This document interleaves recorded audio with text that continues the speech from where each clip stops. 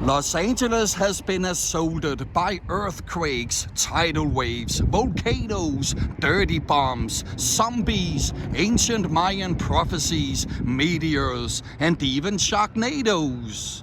In the disaster film from '74, Earthquake, and 9.9 destroys Capitol Records.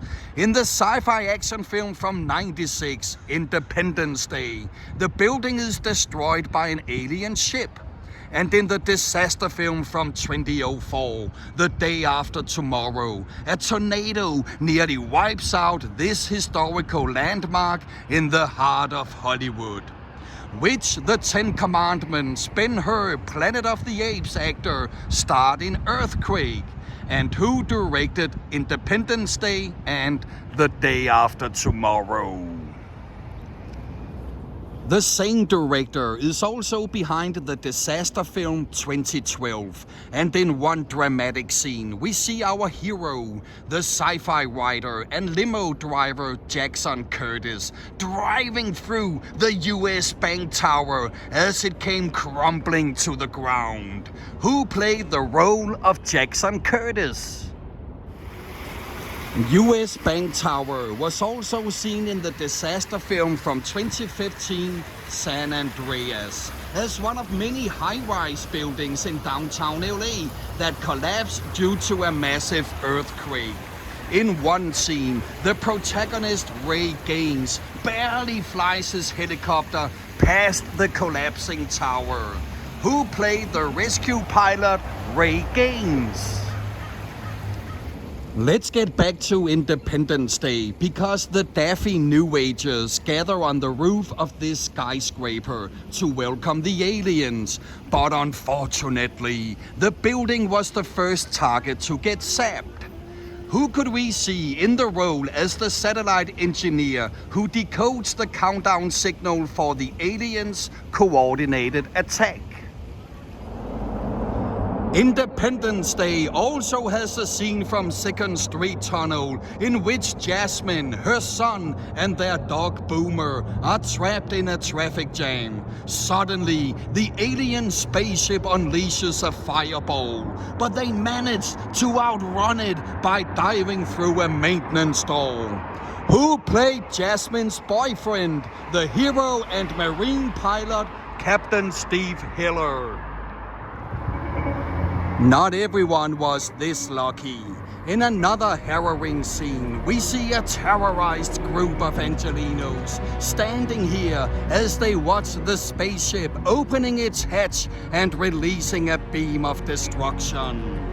Who played the role as former fighter pilot and current president?